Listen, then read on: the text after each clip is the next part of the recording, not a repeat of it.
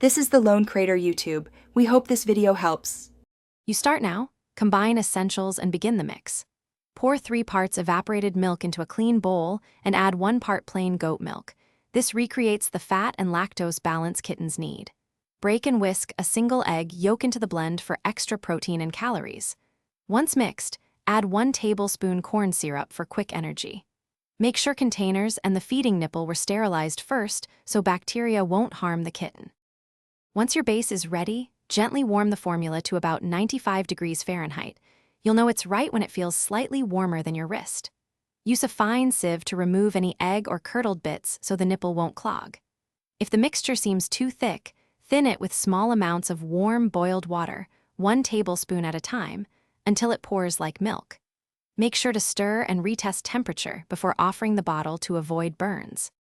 Now feed the kitten slowly using a small bottle or syringe, holding the animal upright to protect its airway. Let the kitten suck at its own pace rather than forcing. After feeding, burp gently and wipe the face. Store any unused formula in the refrigerator for up to 24 hours and discard if it smells off.